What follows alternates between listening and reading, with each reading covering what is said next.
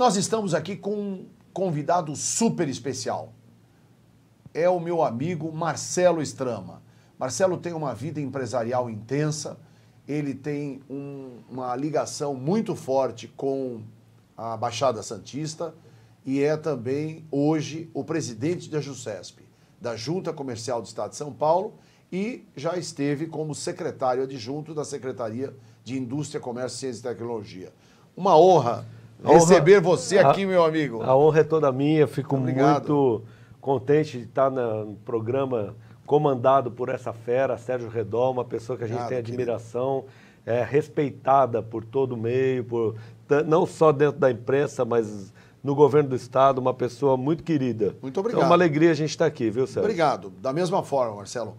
E eu estou, na verdade, muito surpreso quando nós tivemos a honra de saber que o governador Márcio França acertou em cheio em levar você para a JUSESP, quer dizer, não só em função de todo o seu background, de você conhecer profundamente relações comerciais, relações empresariais, mas principalmente por você ser um homem afinado, não é, com o governo do Estado de São Paulo e de amizade de muitos anos com o governador, não é?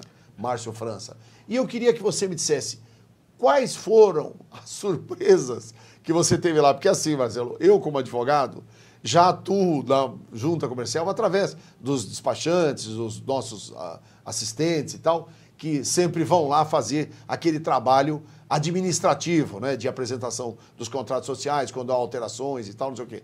Mas eu queria saber o seguinte, você, quando passou para o outro lado do balcão, qual foi a sua impressão, irmão? Olha, Sérgio, é excelente a pergunta. A gente tem uma brincadeira interna lá na Junta, que a gente costuma dizer o seguinte, que a Junta Comercial do Estado veio para o Brasil junto com a Corte, com a família real. Exatamente. E desde então, até o atual governador, Márcio França, assumir como secretário de Desenvolvimento Econômico, ao qual a Junta Comercial faz parte da estrutura, desde então as coisas andavam sem muita modernidade, sem celeridade, sem agilidade. E o governador Márcio França, ainda como secretário de Desenvolvimento Econômico, à época, ele instituiu uma nova fase. Hoje é possível abrir na Junta Comercial uma empresa de maneira 100% online, ou seja, da sua casa, o seu telespectador, ele pode entrar no sistema da Junta e abrir uma empresa em até 48 horas. Então, está brincando? Em até 48 horas. Olha, isso é importantíssimo. O que demorava 157 dias. Exato. É isso? Exato. Eu vou trazer em primeira mão aqui para o seu programa, Sérgio. Eu sei que você é uma pessoa que luta pelo desenvolvimento, por novas empresas, porque isso gera riqueza, emprego, renda para a população. Uma informação importante, uma revista, uma publicação de economia ligada ao Financial Times, que é uma publicação britânica, apontou pela primeira vez, uma publicação que todo ano faz apontamentos, pela primeira vez colocou o Estado de São Paulo como a principal porta de entrada para as empresas ganharem o mercado latino-americano. Portanto, uma empresa do exterior que queira atingir o mercado latino-americano ou da América, o caminho apontado pela Financial Times é exatamente através do Estado de São Paulo. De 171 estados de toda a América Latina, São Paulo é considerado com o ambiente mais favorável ao empreendedorismo. Eu acho assim, veja só, o governador Márcio França, quando, né, da sua oportunidade de assumir o governo do Estado, porque uma coisa que todo mundo fala constantemente é o seguinte, inclusive a gente tem ouvido aí, não é porque assim, a gente precisa muito separar campanha política de administração e gestão pública, que não tem absolutamente nada a ver, absolutamente nada a ver. Então, e nós temos aqui um processo presidencialista que é o seguinte, o presidente pode tudo, faz tudo, e da mesma forma, você descendo no nível de governador e de prefeito, que são os chamados chefes dos poderes executivos, é que dominam a parte da gestão pública, de toda a administração do Brasil, dos estados e dos municípios. E por que eu estou falando isso? Porque, assim, tem muito dito e nós temos ouvido que, na verdade, as pessoas no fundo, ficam dentro de um processo altamente inseguro, porque uma coisa que tem dado muito pano para manga é que o governador Márcio França, por que não fez isso, por que não fez aquilo? Porque ele era o vice do Geraldo Alckmin e ficou durante 8 anos. Não é? Primeiro, porque vice é vice, não manda em nada, não faz nada, sequer, se você não sabe, constitucionalmente falando, o vice-prefeito, aliás, o vice-presidente da República, o vice-governador e o vice-prefeito de todos os municípios, de todos os estados da nação, não mandam absolutamente nada. Se ele quiser, porventura, fazer um pedido ao titular do cargo, no caso do governador, Márcio França, especificamente, foi lá, governador Geraldo Alckmin, eu acho que o senhor deveria fazer assim, assim, assado. O governador ouve e fala, tá bom, é uma boa ideia do senhor. E ele não faz. O vice-governador não pode fazer nada.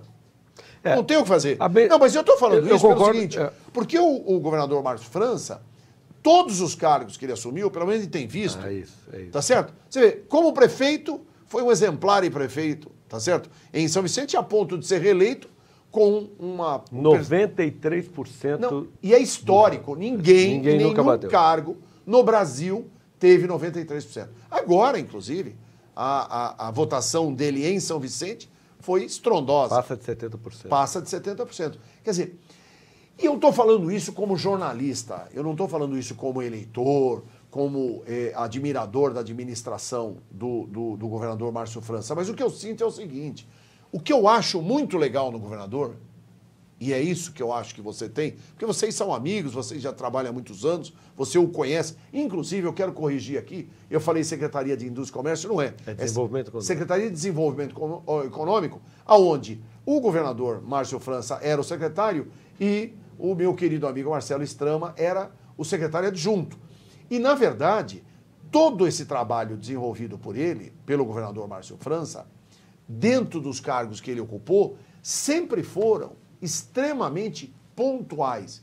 E o governador tem uma coisa que eu achei brilhante. E eu, inclusive, ele me ensinou. E eu vou te falar com toda honestidade. Porque eu já trabalhei com 2 governadores, não é? No passado. E a gente sempre tinha o seguinte, não, o governador não pode falar que não pode fazer isso. Quem tem que falar é o vice, ou é o secretário de governo. Ele não. Ele, inclusive, no debate, quando eu assisti no primeiro turno, aquele monte de soluções para tudo, ele virou simplesmente e falou assim, puxa vida, né? Que interessante. Será que eu não tenho vontade de resolver? É isso?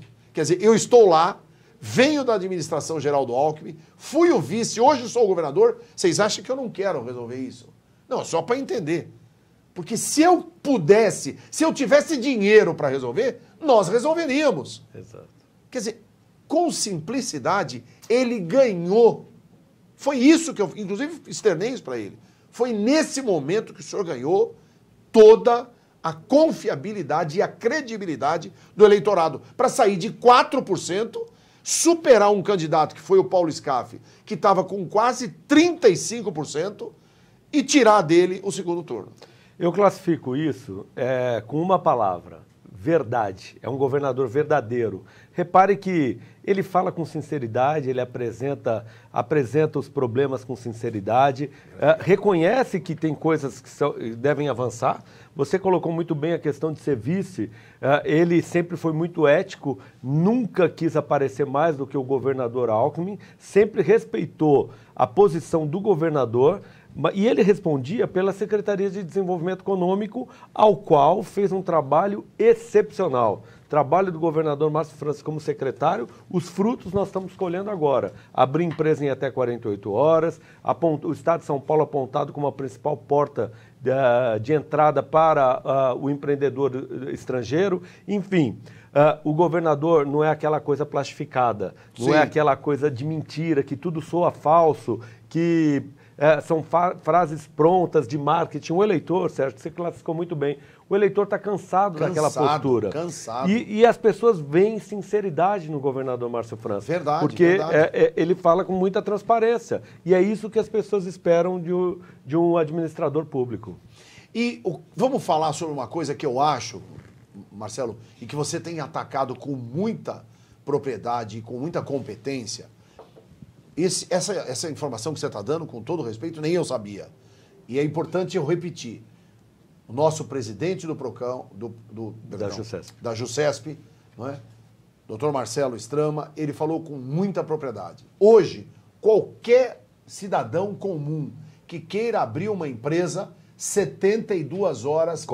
Em até 48. Olha, reduziu 48 horas pela internet e você abre uma empresa. E é curioso, você está falando uma coisa interessante. Isso é histórico. Nunca aconteceu. Histórico. Eu sou advogado, com todo respeito, Marcelo. Nós somos advogados. É verdade. Aliás, somos mackenzistas. Uma vez Mackenzie, sempre Mackenzie. A grande verdade é a seguinte. Veja, eu sou advogado há 36 anos. Eu me lembro que nós deixamos de fazer grandes negócios com grupos empresariais, porque assim, porque naquela época demorava um ano. Verdade. Eu estou falando coisa de 10 anos atrás, não é de 20 anos, 25, não. 10 anos. Demorava um ano para você abrir uma empresa. É isso mesmo. Até pegar todas as certidões, até passar por todos os departamentos, e aí vai para a prefeitura, da prefeitura volta para o Estado, do Estado vai para a União, aí pede o CNPJ, o CNPJ na época era CGC. Pediu o CGC não vinha, porque dava problema de conflito do nome, que tinha essas coisas também. E nós temos os próximos passos que vão solucionar, inclusive, tudo isso que você está apontando, viu, Redó? A Junta, nos próximos 12 meses, nós já estamos com a implantação desse projeto, é o que a gente, por enquanto, apelidou de Junta 4.0, que é uma alusão à quarta revolução industrial, da indústria 4.0, aonde todo esse problema que você está apresentando e que as pessoas que já usaram o serviço da Junta sabem, até hoje como é que funciona?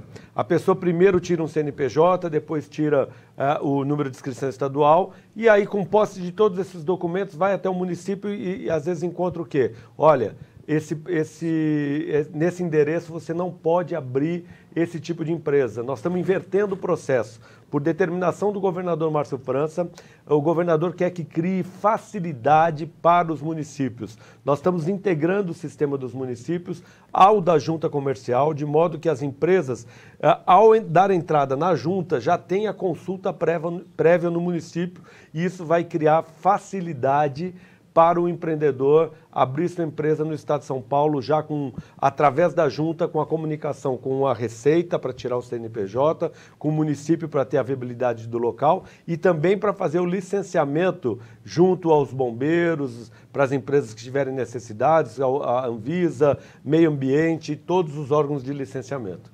Que maravilha! Quer dizer, na verdade, vamos agilizar de tal forma todo o processo com a JUSESP e os demais órgãos dependentes? Perfeito, porque essa colocação é importante. Hoje é possível abrir uma empresa em até 48 horas no Estado. Sim. O governador Márcio França nos determinou que isso vá além, que todo o processo de abertura fique dentro desse prazo de 48 horas, já com o CNPJ, com o município e com os órgãos de licenciamento. Muito bem colocado, viu, Redó? Você só faz justiça social se você tiver empresário rico. Se você tiver empresário trabalhando com muitos empregos, com muitos empregados, pagando imposto. Fora disso, eu não conheço outro modelo. A grande verdade é o seguinte, por que indústria 4.0? Porque, na verdade, estão tomando lugares da mão de obra desqualificada para ocupar com tecnologia da informação. Não deixa de ser um pouco verdade, mas também tem o outro lado. Eu tenho um grande amigo meu, extremamente ligado ao sistema de tecnologia da informação, que ele fala com muita propriedade.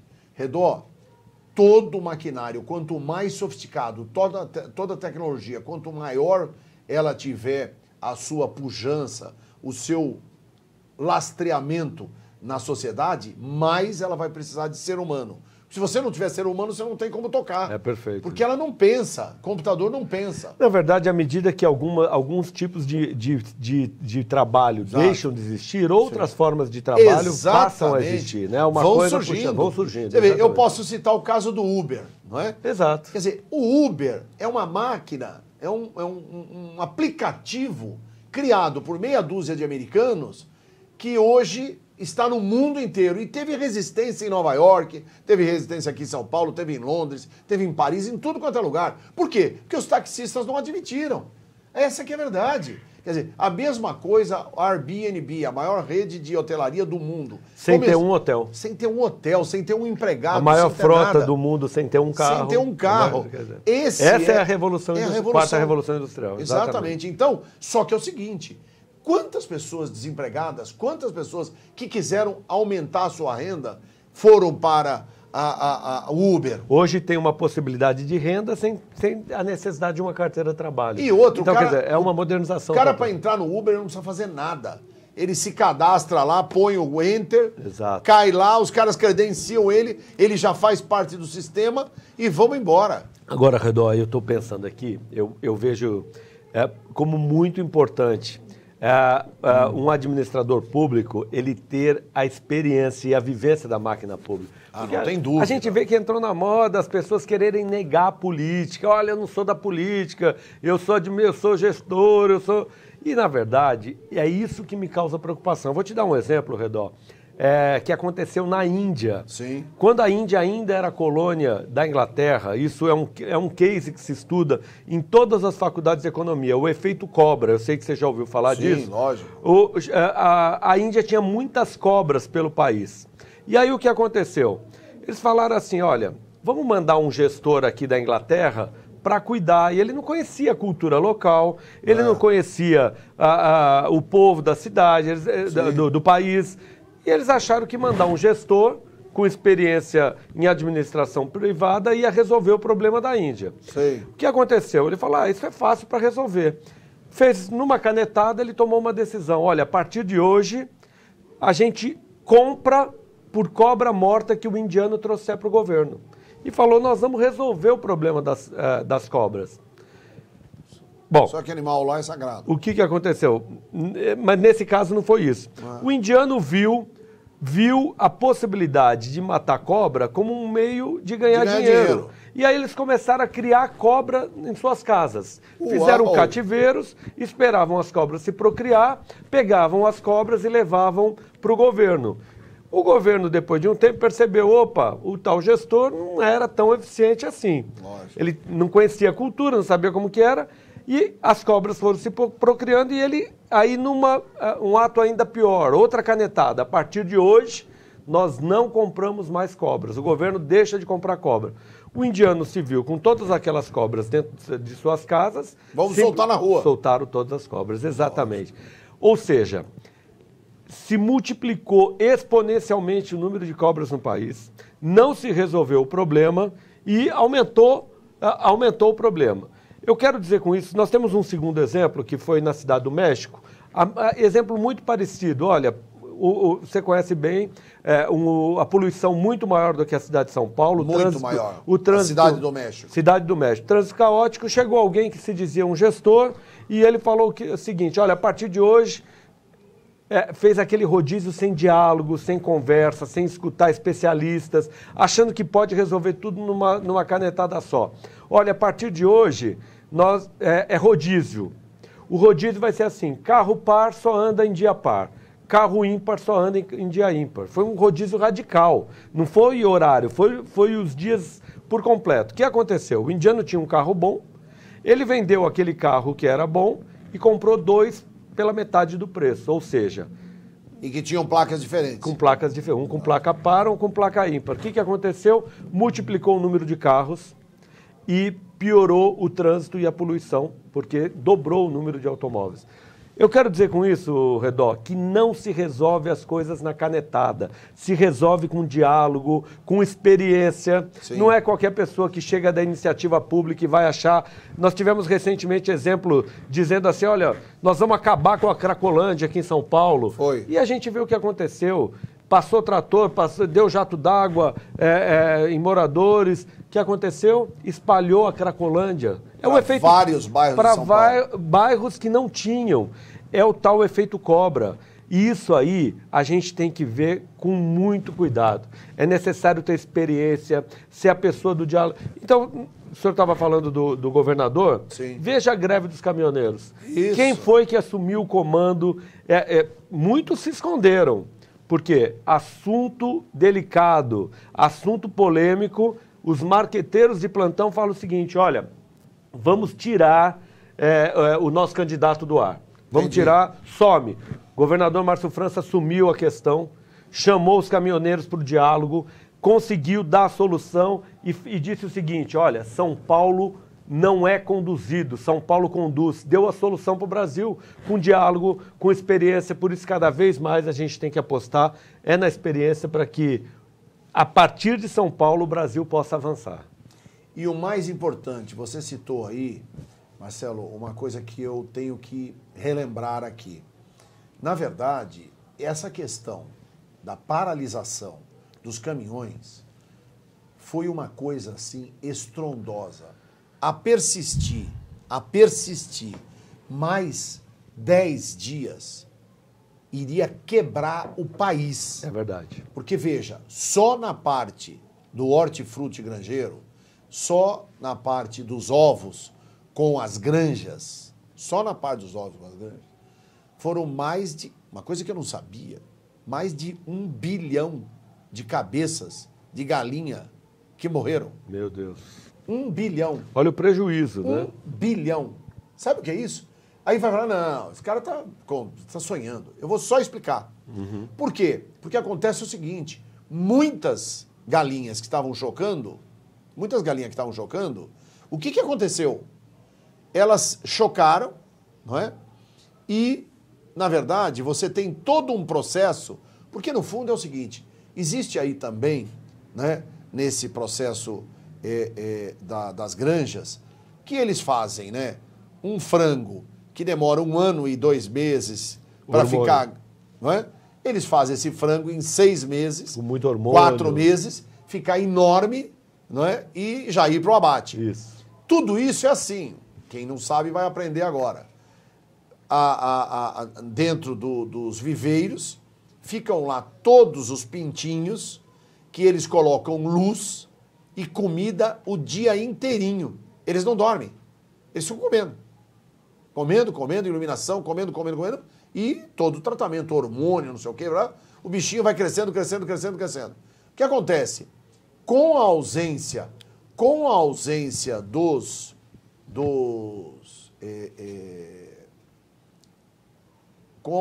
da alimentação, o que aconteceu, Marcelo? Morreram milhões de franguinhas, não foi um, milhões. Porque tem granjas que tem 5 milhões de cabeça. Prejuízo enorme. 10 milhões. E aí juntaram todas as cabeças que morreram no Brasil inteiro, deu mais de 1 bilhão. Meu Deus. Quer dizer, então você imagina, você põe 1 bilhão a R$1, que não é mais do que R$1. Já deu 1 bilhão de reais. Então, veja só, isso é importante para ressaltar que o governador Márcio França assumiu a frente. Não, e teve a coragem de pôr o peito ali para dizer o seguinte, porque eu sei como funciona. Como é que é político? Qual foi o governador que foi lá negociar com os caminhoneiros? Porque o Brasil inteiro parou. O governador, por acaso do... E muitos se esconderam. O governador, sumiram. por acaso, do Rio de Janeiro foi? O governador de Minas Gerais foi? Tá certo? Ou seja, de São Paulo saiu a solução para o Brasil. O governador do Piauí foi? O governador do Ceará foi? Você entendeu? Ninguém foi. Exato. Foi um governador recém-impossado, Isso. sem o traquejo de toda a articulação nacional, Exato. se impôs, conversou com todo mundo naturalmente e foi a resposta nas eleições. E é por isso que eu dei aquele exemplo do efeito cobra. Sim. Porque não se resolve com canetada. Não. Muitos iam falar, eu acabei com do jeito que falou que acabou com a Cracolândia, acabei com a greve. Não se acaba as coisas assim. Tem que ter Exatamente. diálogo, tem que ter negociação, tem que ter palavra. Palavra. Nós vivemos uma crise ética, é bom a gente falar desse assunto. Uma crise ética na política. Verdade. Não basta a gente ver as coisas de maneira superficial. Não. É azul, é verde, é amarelo, Não. Não, tem que avaliar a fundo o caráter das pessoas, se Como elas cumprem são. palavra, se respeitam compromissos. essas coisas é que chamam a atenção. Não pode ficar num debate raso e superficial. Tem que ir a fundo, avaliar histórico, avaliar caráter, avaliar a família, propostas, projetos em andamento. Tudo isso tem que ser avaliado, né, Redor? E uma coisa importantíssima, ó, eu estou vendo aqui, ó, o nosso jornal Estado de São Paulo de hoje traz uma matéria importante, não é? E quase empatado, aliás, tecnicamente empatado, não é? Dória, exatamente, aí, Dória 52 dos votos válidos, França 48. E essa Em São Paulo. Essa é do Ibope, não é isso? Essa, exatamente. Hoje o blog do Josias, se eu não me engano, se não me falha a memória, na Folha, Sim. apontou o seguinte, pesquisa Ibope dá um péssimo recado, acho que o título é exatamente isso, ao Dória. Porque parece que eles fizeram uma avaliação onde o governador Márcio França continua numa ascensão muito grande, cada vez crescendo mais, e o outro candidato com uma estagnação, ou talvez com uma queda, eu não me lembro exatamente o que foi apontado lá. Ainda que eu, particularmente, vou dizer muito francamente, não dá para acreditar em pesquisa. Com todo respeito, Bom, olha, não quero aqui... O primeiro turno já mostrou isso. Desacreditar os nossos institutos de pesquisa, mas o maior exemplo para isso, aliás, amigo do Márcio França, que eu tive com ele e ele me falou, é o doutor, tá aqui, ó, Wilson Witzel, candidato ao governo do Rio de Janeiro. Estivemos com ele na segunda-feira passada e ele festejando ainda o primeiro turno. Ele estava com 4% nas pesquisas. E lá era assim, o Eduardo Paes em primeiro lugar, o Romário em segundo, em terceiro, não me lembro quem é, em quarto o Wilson, mas em quarto o Wilson com 6%. Ele termina o primeiro turno com 39% e o Eduardo com 27 ou 25. E aqui em São Paulo não foi E diferente. agora, não, agora, pasmem, ele está com 60% e o Eduardo Paes com 40%. Quer dizer, também não dá para acreditar.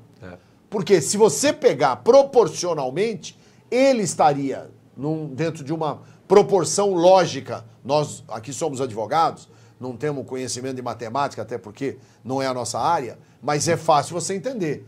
Alguém que chegou com 39% no segundo turno, e que estava com 6, 7 nas pesquisas, 6, 7. Ibope e Datafolha. Quer dizer, tá certo? Aí fizeram na pesquisa de urna e tal. Redor. Então eu acho o seguinte, desculpa, senhores membros desses institutos, dos quais eu confio, não vou dizer que eu desacredito, mas tem que haver maior credibilidade. Alguma coisa está errada. O governador Márcio França era apontado com 4%, chegou no segundo turno com uma ampla aprovação. Eu escutei um comentarista outro dia da Jovem Pan, quando pegou a pesquisa onde ele tinha 4%, ele bateu uma aposta no ar com seus ouvintes, dizendo que o governador não passaria de um dígito. Não é? E está aí, chegou com uma ampla aprovação, é o que mais cresce nas pesquisas, a pesquisa de hoje continua demonstrando isso. O blog do Josias aponta que considera que, do jeito que está, deve ser o próximo governador eleito. Eu não tenho dúvida, porque se persistir toda essa ascensão, porque assim, né, eu participei de inúmeras campanhas, desde 1980 eu participo de campanhas. Aliás, no processo de redemocratização, quando em 82 elegemos o primeiro governador democrático, que foi o André Franco Montoro. Na verdade, esse processo todo das pesquisas não tem nada mais furado do que está acontecendo agora, com todo respeito, né? A começar, eu acho até, do próprio Bolsonaro, que, enfim, teve problemas aí. Na minha opinião, o Bolsonaro ganhou no primeiro turno. Ganhou no primeiro turno. Eu não tenho dúvida disso. O que, na verdade, fez com que ele tivesse esse segundo turno foi a vulnerabilidade das urnas. E não se trata aqui de nenhum movimento, tá certo? Com a finalidade de dar descrédito. E eu tenho ouvido, inclusive, se me permitir, é importante, Marcelo, nós como dois advogados, e sabemos como é isso, porque advogado é assim, tem que trabalhar em cima de provas. Sem provas não existe direito. Então a grande verdade é a seguinte, nós temos hoje uma situação muito clara. O Bolsonaro falando sobre as questões da vulnerabilidade das urnas, tá certo? E aqui não é nenhuma teoria da conspiração, não é nada disso. Eu tenho muitos amigos da redor, isso daí é a teoria da conspiração. Não é nada, é a teoria da realidade. Vejam só, raciocina comigo e vê se eu estou errado. Aí vem o ministro, a ministra, presidente do Tribunal Superior Eleitoral, a Rosa Weber, e fala o seguinte: há 29 anos nós já temos, 28 anos nós temos eleições eletrônicas e nunca foi provado nada. Mentira, ministra, com todo respeito. Foram provados inúmeros casos de que as urnas não funcionaram, de que tiveram problemas de sufrágio de forma equivocada, como agora ficou comprovado uma série de erros que foram inclusive gravados, tá certo? Agora, por que não tem forma de você provar? Porque não tem prova. Por que não foi aprovado o voto impresso? E aí eu tive a oportunidade de, estando com o ministro Marco Aurélio Mello, ele foi muito claro, mas, doutor, a possibilidade de haver o voto impresso é o senhor quebrar o sigilo universal do voto. Porque imagine o eleitor, logo depois de fazer externar o seu interesse pelo voto e os seus candidatos, ele aperta a tecla, tá certo, para confirmar, e aí em seguida ele sai um ticketzinho com todos os votos dele. Essa é a ideia, tá certo? Ali na própria máquina, sai, ou numa máquina lateral, enfim, um adendo, os votos dele. Ele pega aqueles votos e põe no bolso. Ora, desculpa, com toda franqueza, não pega nada e não põe nada. Ele pega aquele voto dele, dobra e põe na urna, deposita na urna, na frente do mesário e do presidente da comissão eleitoral da mesa. É claro. Acabou. Onde é que quebrou, não quebrou nada. É o que garante a auditoria. É depois. O que garante provar que tem sacanagem. É claro, claro. É o que garante provar que a senhora Dilma Rousseff não ganhou a eleição em 2014. Que quem ganhou foi o Aécio. Não mudaria nada também, porque aí era só trocar, tá certo? Mas a verdade é essa. Foi o que aconteceu. Como é que o presidente do Ibope ligou para o senhor Fernando Henrique Cardoso e falou: pode ir lá cumprimentar seu candidato, que ele é o presidente eleito. Isso às 15 horas. Todo mundo sabe, a imprensa inteira do Brasil sabe que isso que aconteceu. Aí o Fernando Henrique ligou para o Serra ligou para o Geraldo Alckmin, o Geraldo Alckmin para o Aloysio ligou, enfim, todos os tucanos de primeira plumagem foram ao encontro do Aécio Neves. Por que isso? Por quê? Qual é a finalidade de todo mundo ir atrás dele? Porque ele tinha sido presidente eleito. Aí o que aconteceu? Às 17 horas, é importante lembrar isso. Às 17 horas foram paralisadas todo o sistema eleitoral, tá certo? Quer dizer, 17 não, um pouco antes, porque 17 termina mesmo. Mas um pouco antes, por quê? Porque tinha aquela diferença do horário com o Acre e com Roraima. E aí não podia continuar a eleição. Para tudo, e aí para tudo para quê? Para a empresa venezuelana fazer auditoria e conseguir arranjar tudo. E aí a diferença entre o Aécio e a Dilma foi de 200 mil votos, 150 mil votos. Foi isso. Foi assim que a dona Dilma ganhou. Isso sem falarmos do Eduardo Campos, não é? Sem falarmos do Eduardo Campos, não é? Que era candidato, e tantos outros fatos que ocorreram, né? O caso do Celso Daniel, que até hoje ninguém sabe quem matou, né? As 7 testemunhas que iriam lá testemunhar também. Enfim, tudo isso aconteceu. Mas a grande verdade é o seguinte, meu querido Marcelo, a gente precisa passar esse país a limpo. Eu volto a insistir, eu tenho grandes amigos, tenho certeza que o Marcelo também, e aqui está presente conosco no estudo nosso querido amigo Ronaldo Barreto, que também é um homem público, tem dedicado um trabalho importante em Itanhaém, aqui em São Paulo, é um empresário, tem vários imóveis, e a gente nota o seguinte, nesse processo, o que está acontecendo? Nós sabemos, no PT tem bons nomes, e eu tenho sempre falado aqui, eu tenho um grande amigo que é o José Eduardo Martins Cardoso, um grande advogado, um colega nosso, foi um exemplo de ministro da Justiça, indiscutivelmente. Agora, o que acontece é o seguinte, por que que no PT o presidente está preso, os tesoureiros todos estão presos, o secretário-geral estão preso, e outro, e não é um, todos presos. Quer dizer, então tem que avaliar isso. Nós temos que fazer urgentemente, uma reforma política partidária. Tem que acabar com essa farra. Nós não podemos continuar com isso. Perfeito. Você concorda comigo, doutor Marcelo? Concordo e quero te dar os parabéns. Eu aprendi que todo grande líder ele tem que ter 4 características. Eu estou aqui ouvindo você falar. A temperança, a providência, a justiça e a coragem. Quero te cumprimentar pela coragem de fazer enfrentamentos, né, que, não tenha dúvida. Junto ao teu público, por isso que você é tão respeitado, de temas tão controversos, tão polêmicos, colocado com essa firmeza que você coloca. Parabéns pela coragem. Mas é assim, a gente só consegue mudar quando você tem coragem, quando você tem determinação. E eu falo aqui de peito aberto, tá certo? Eu não tenho medo de absolutamente nada, tá certo? Eu acho o seguinte, nós temos muitos bons nomes na política brasileira e os bons nomes têm que permanecer, mas os ficha suja têm que todos eles irem para casa e os que não forem para casa vão para cadeia. Perfeito. Tem que ir para cadeia. Nós temos que dar exemplo. Você precisa dar exemplo pro seu filho, eu preciso dar exemplo pro meu filho. Meu filho sempre fala isso, pai, esse país é uma bagunça. Ninguém entende nada, é tudo bandido, é tudo ladrão. Você vê o presidente da República, e você vê isso, você vê aquilo, você vê aquilo. E o que eu vou falar com ele? O que eu poderia falar com ele essa hora? Ele agora, tá vendo, pai? Não falei pra você? O presidente tá preso. Entendeu? Quer dizer, é um negócio absurdo. E aí você ainda tem gente, com todo o respeito, pessoal, para mim é questão de insanidade mental.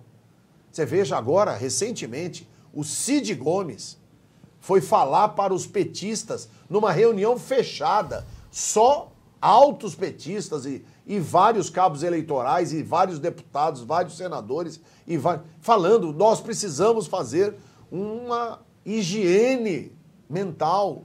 Nós precisamos entender que esse país mudou. Nós precisamos ter a nossa autocrítica de falar a nossa culpa, assumir a culpa. E eu tenho certeza que o povo brasileiro poderá dar uma chance. Ele passou a ser vaiado. Aí depois começaram a falar dele. Para ele, a turma toda que estava lá, Lula. Ele falou, o Lula tá preso, gente. Parem de ser idiotas, o Lula tá preso, foi pra cadeia, não vai sair da cadeia. E vocês continuam Lula. Vocês ficaram loucos. Não sou eu, tá aí, as redes sociais todas dizendo isso do Ciro. Você vê, eu sempre falei, pessoal, falando do Ciro Gomes, eu sempre admirei o Ciro Gomes. Sempre admirei o Ciro Gomes. É um cara de caráter, é um cara de posição, um cara de palavra. Agora, tem o seguinte, e ele tem um irmão, o Cid, mostrou ter mais caráter ainda. Porque quando você... A grande verdade, irmão, com todo respeito, Marcelo, quando você vai falar de uma pessoa, que você vai bajular, que você vai falar bem, é fácil. Agora, eu quero ver você falar mal. Eu tenho um grande amigo meu. Esse grande amigo chama-se João Dória Júnior. Ele errou. Ele traiu. Ele não podia ter feito isso. E eu falei isso pra ele. E o João não precisa disso, tem mais essa. O João é um bruto cara, um bruto empresário, um cara rico. Não precisa disso. E você vê agora. Continua logrando, continua contando história, continua falando coisa que não é verdade. Acaba perdendo a credibilidade. Não acaba perdendo, ele perdeu a credibilidade. Perdeu. Você é mais direto do Marcelo, perdeu a credibilidade. É verdade. Essa é que é a grande verdade. Credibilidade. E graças a Deus, a sociedade há de conduzir, há de fazer a eleição daqueles que falam a verdade, daqueles que são sérios. Nós precisamos mudar esse país. Fundamental. Você concorda? Concordo. Para que a JUSESP hoje faz com que em 48 horas qualquer um de casa, através de um computador, da internet, possa abrir sua empresa? Para progredir, para expandir, para trazer emprego, para gerar imposto. É verdade. Fundamental é essa história da palavra. as pessoas querem credibilidade. Porque assim, se você fala, olha, assinou um documento, no caso que você citou, o ex-prefeito de São Paulo, que largou a cidade de São Paulo, assinou um documento, deu entrevista 48 vezes dizendo que não renunciaria, que não era candidato a nada a não ser candidato a um bom prefeito. O discurso do não político, fazendo prática dos políticos tradicionais que não contam verdade, que isso repetiu fórmulas e isso não caiu bem. É o que você falou, perdeu completamente a credibilidade. A gente lamenta por isso, porque a gente sabe que tem qualidade, é um ótimo organizador de eventos. Se você convidar ele para organizar um evento da associação de imprensa, ele cuida do crachá, ele cuida do palco, da iluminação, ele sabe fazer a gestão de um bom evento, não é? Agora, não funcionou. Na vida pública a história é diferente. Na vida pública a história é diferente. Eu tenho certeza que se ele tivesse continuado como prefeito, seria um grande prefeito da cidade de São Paulo. Um grande prefeito. Agora, parou tudo pela metade, não concluiu nada. É isso. E agora foi, na verdade, considerado um dos piores prefeitos que São Paulo teve. Por quê? Por causa disso. Exato. Não é? Enfim, o que eu acho é o seguinte, meu querido amigo, nós estamos num processo altamente, não é, polêmico. E quero reconhecer aqui que a gente precisa enaltecer, a gente tem a obrigação de contemplar aqueles que são sérios, aqueles que têm palavra, aqueles que fazem e principalmente que cumprem compromissos e a palavra. É isso. Acho que, Redó, você é sempre uma surpresa boa, sempre um bate-papo agradável, conversar com você pela tua firmeza, pela tua opinião. Você sabe dividir a tua opinião sincera e verdadeira, por isso você tem uma credibilidade enorme. Você coloca, olha, meu amigo, mas errou. Esse aqui, lógico, talvez não seja tão amigo, mas tem uma postura mais acertada. Enfim, é isso que gera credibilidade, é isso que as pessoas esperam. Nesse momento de eleição, as pessoas esperam exatamente isso. Escolher alguém que transmita sinceridade. Não aquela coisa plastificada, aquela coisa que parece de mentirinha, frases prontas, frases de efeito. Outro dia, eu não vou citar nomes, mas eu tenho visto uma frase assim, Redó, é a polícia na rua e bandido na cadeia. Eu falei, puxa, mas me parece uma coisa óbvia. Ou será que ele pensou que seria o contrário? Será que ele imagina...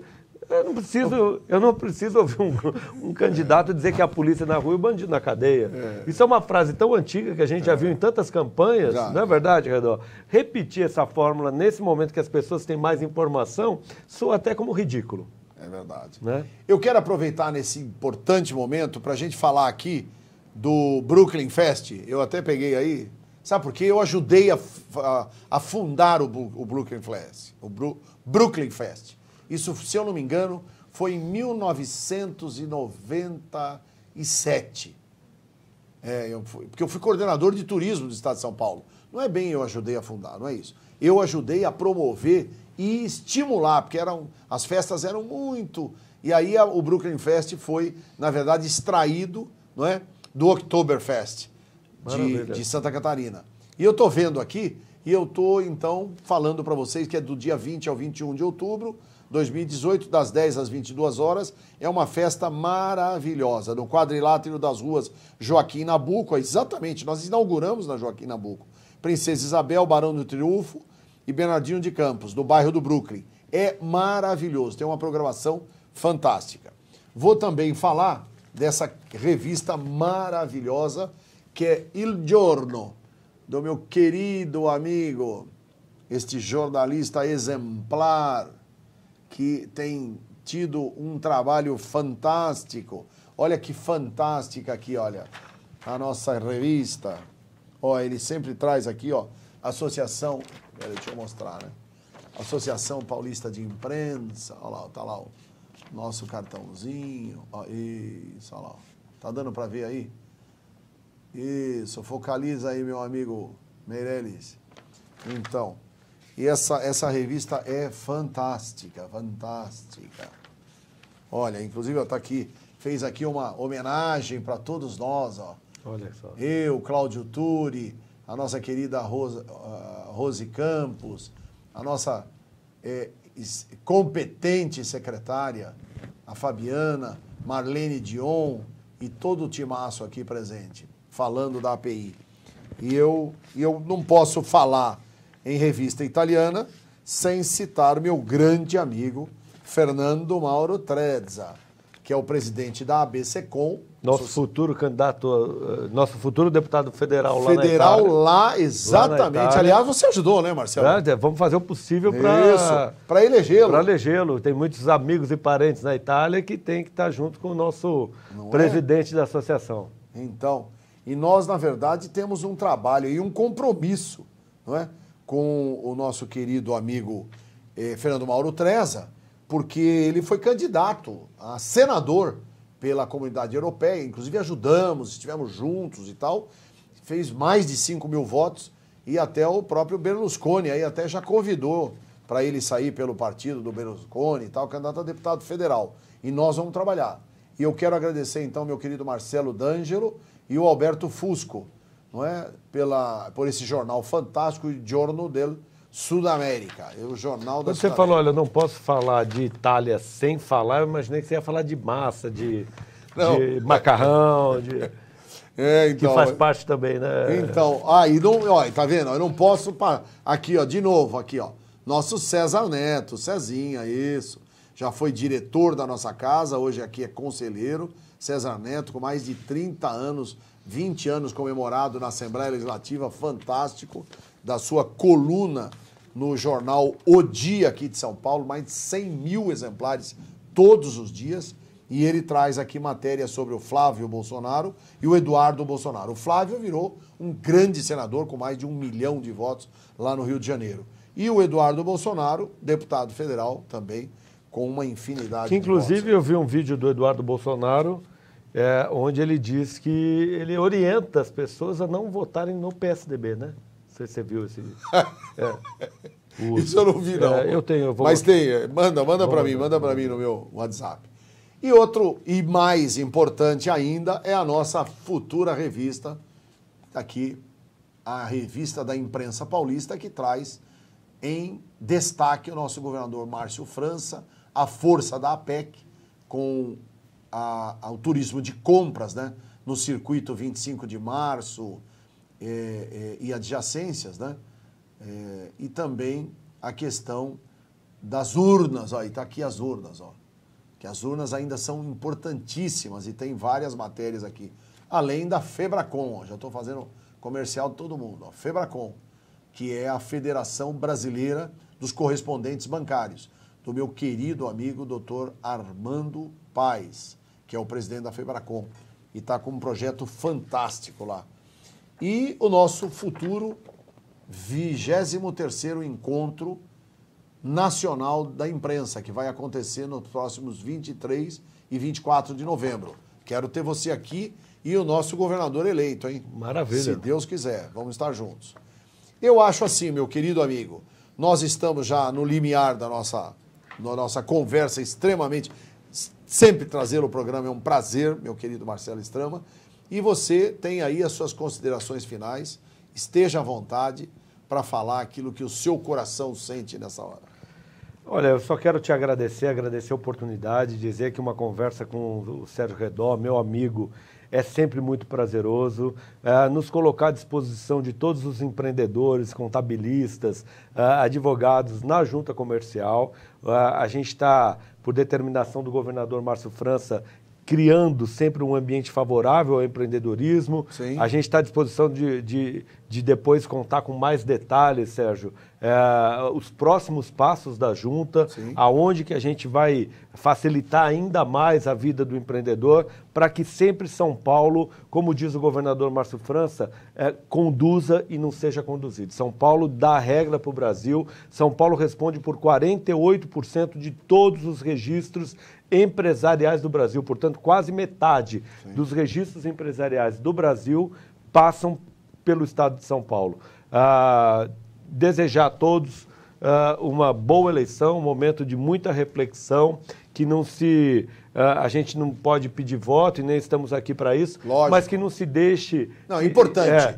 Isso é importante, deixar o eleitor para que ele decida com base numa consciência, né? na sua reflexão, e não de uma maneira superficial. Exato. Ou então... Levando com aquela história, eu vou votar nesse porque vai ganhar, porque está na frente das pesquisas. Ou porque criaram o rótulo, deixaram de criar o rótulo, porque é de cor A, cor B. Mas avaliar quem tem histórico, quem tem credibilidade. Exatamente. Nesse momento dessa crise ética que o país vive na política, palavra deve ser cumprida. Sempre. É igual os nossos pais, nossos avós nos ensinaram, é o fio do bigode, palavra dada tem que ser palavra empenhada. Não tenha dúvida.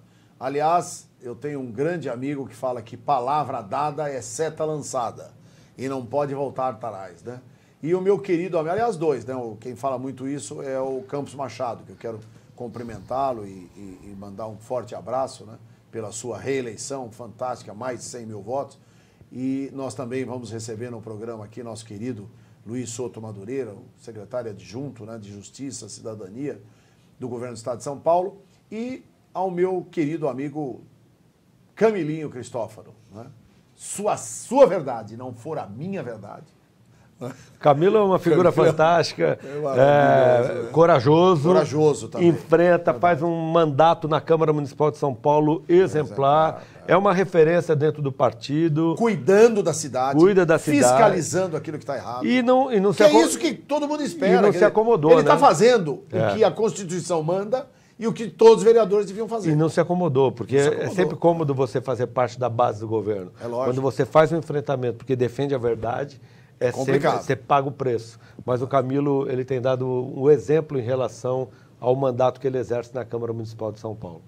E, sem sombra de dúvida, é um grande seguidor aí do governador Márcio França e tem orientado ele muito em bons projetos, né? E a própria cidade, né? Eu vi agora recentemente, foi inaugurado lá a estação do metrô, e ele também viu a questão lá do Bolsão, né? Lá no Ipiranga, que há muitos anos, o Poupa-Tempo também, que era uma reivindicação de muitos anos. Enfim, tudo isso foi feito e complementado lá, graças à atuação do Por falar em Poupa-Tempo, para finalizar, que eu sei que nós estamos no limiar. Não, mas é importante. Também por determinação do governador Márcio França, a junta comercial sai da Barra Funda até o fim do ano. Nós estamos em obras na Lapa, na Rua Guaicurus. Sim. E a estrutura e o atendimento vai ser padrão Poupa-Tempo. Uau! Que ótimo! Uma modernização total na apresentação. Excelente informação. O empresário precisa disso, pelo amor de Deus. É isso aí. A mudança já começou, né? É importante que a gente esteja atento aí ao futuro do Estado de São Paulo. Meu querido amigo, uma honra muito grande, Marcelo. Obrigado aí pelas deferências que você citou em razão da nossa personalidade, do nosso trabalho, mas a gente vai continuar sendo assim, sempre. E eu tenho, às vezes, me prejudicado, os amigos às vezes me falam, mas eu prefiro. Eu acho que a gente está numa passagem só nessa vida. Né? E aquilo que a gente puder deixar de bom, de positivo, nós somos obrigados a fazê-lo. É verdade. A todos vocês que assistiram o nosso programa Sala de Imprensa, muito obrigado. Foi um prazer ter novamente a sua prestigiosa atenção ao nosso programa. E agradecer a todos aqueles que estão mandando, não é, e-mails, que estão entrando nas nossas redes sociais, entrando no nosso site da API, enfim, e também no nosso e-mail, e nos agradecendo e elogiando e também fazendo crítica. A gente aceita. Crítica é sempre boa porque nos ensina a melhorar.